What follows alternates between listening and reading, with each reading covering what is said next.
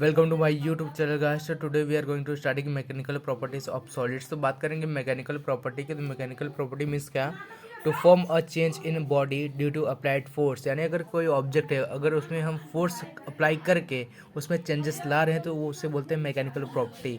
अब ये जो प्रोसेस, इसे हम बोलते हैं डिफॉर्मेशन, यानी डिफॉर्म कर रहे हैं, उसको एक्सपांड कर रहे हैं। तो मीन्स क्या? Change in body to change in shape, size और बोथ।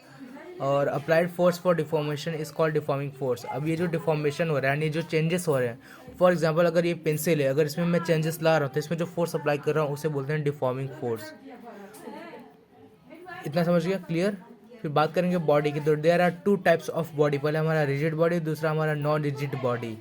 तो रिजिड बॉडी मीन्स क्या? A body which does not allow deformation is called rigid body. For example कुछ सॉलिड ऐसे भी रहते हैं जिसमें हम कितना भी फोर्स लगा ले वो चेंजेस नहीं होने वाले। फॉर एग्जांपल ये पेंसिल ही देख लीजिए, जब तक मैं इस किसी और तरीके से इसमें चेंजेस ला रहा हूँ तब तक ये चेंज होने वाला है क्या? कितना भी आप फोर्स अप्लाई कर लो, कितना भी आप फोर्स, चेंज नहीं हो रहा है ना। वही नॉन रिजिड बॉडी में क्या होता है? Body which allows the deformation, यानी वो जो डिफॉर्मेशन प्रोसेस, यानी जो चेंजेस होने की प्रोसेस है उसमें ये नॉन रिजिड बॉडी अप्लाई करता है। फॉर एग्जांपल ये स्प्रिंग ले लीजिए या फिर रबड़ ले लीजिए। रबड़ को आप जितना खींचो उतना ही वो एक्सपांड होता है, यानी उतना ही वो खिंचाता है। फिर उस क्या करने से? डिफॉर्मिंग फोर्स लगाने से वो उसमें चेंजेस हो रहा है। फिर जैसे वहाँ से डिफॉर्मिंग फोर्स हटाया तो वो डिफॉर्मेशन का जो मतलब जो ऑब्जेक्ट का ओरिजिनल शेप और साइज रहेगा वापस से उसी में आ जाता है। तो उसे हम बोलते हैं नॉन रिजिड बॉडी। आप स्प्रिंग लीजिए, स्प्रिंग को जितना आप खींचिए उतना ही वो मतलब फैलेगा। फिर जैसे वहाँ से डिफॉर्मिंग फोर्स हटाया, यानी अपना जो फोर्स हमने लगाया था उसे हटाया, फिर वापस से वो अपने ओरिजिनल शेप और साइज में आ जा रहा है। तो उसे हम बोलते हैं नॉन रिजिड बॉडी। तो there are two types of non rigid body. पहला होता है हमारा प्लास्टिक बॉडी, दूसरा हमारा इलास्टिक बॉडी। मीन्स क्या?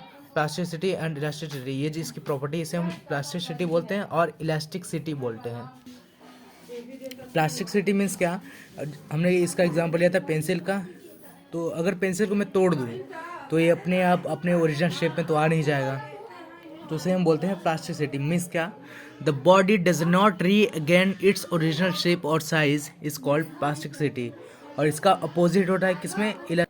तो इलास्टिसिटी में क्या होता है कि मतलब the body regain its original shape size after removing deforming force. हमने स्प्रिंग का यहाँ पे लिया था, स्प्रिंग का एग्जांपल, जो कि हम बोला था कि हमने खींचा, डिफॉर्मिंग फोर्स लगाया और वो मतलब अपना शेप और साइज दोनों ही चेंज किया। फिर जैसे ही हमने वहाँ से डिफॉर्मिंग फोर्स हटाया वो वापस अपने शेप में आ गया, यानी द बॉडी रीगेन, यानी फिर से वो अपना शेप और साइज ला सकता है। उसे हम बोलते हैं इलास्टिसिटी।